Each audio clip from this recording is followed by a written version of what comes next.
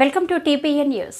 August 12 అఖిల భారత విద్యార్థి సమైక్య 89వ ఆవిర్భావ దినోత్సవం సందర్భంగా ములుగు జిల్లా గట్టమ్మగుడి వద్ద ట్రైబల్ వెల్ఫేర్ గురుకుల హాస్టల్ ఆవరణలో జిల్లా ఉపాధ్యక్షులు రాజ్ కుమార్ ఆధ్వర్యంలో జెండా ఆవిష్కరణ కార్యక్రమం ఘనంగా నిర్వహించడం జరిగింది.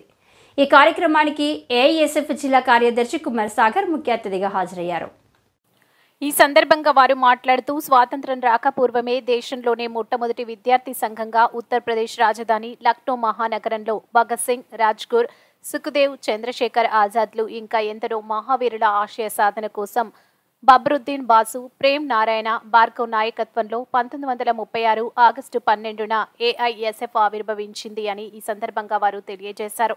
బ్రిటిష్ సామ్రాజ్యవాదులు బానిస చెర నుండి మాతృభూమి విముక్తికై సాగిన విరోచిత స్వాతంత్ర ఉద్యమంలో పొత్తిళ్లలోని పిడికిళ్లు బిగించి స్వాతంత్రం మా జన్మ హక్కు అని మా అంతం చూసిన స్వాతంత్ర ఉద్యమం బాట వీడమంటూ నినదించి భారతదేశానికి సంపూర్ణ స్వాతంత్రం కావాలని, భరతమాతకు బానిస సంఖ్యల నుంచి విముక్తి కావాలని ఎందరో విద్యార్థులు, విప్లవ కిషోరాలు మా ప్రాణాలను సైతం త్యాగం చేసిన ఘనమైన చరిత్ర కలిగిన దేశంలోనే ఏకైక విద్యార్థి సంఘం ఏఐఎస్ఎఫ్ అని ఈ సందర్భంగా వారన్నారు.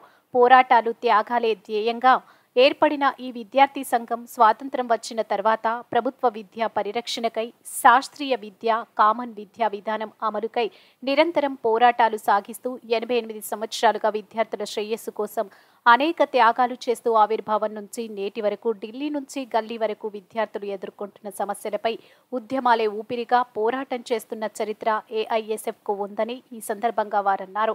అంతేకాకుండా 18 సంవత్సరాలకు ఓటు హక్కు ఉద్యమం మరియు తొలిదశ మలిదశ తెలంగాణ ఉద్యమం, సాయుధ రైతాంగ పోరాటంలో ఏఐఎస్ఎఫ్ ప్రధాన భూమిక పోషించిందని ఈ సందర్భంగా వారు తెలియజేశారు.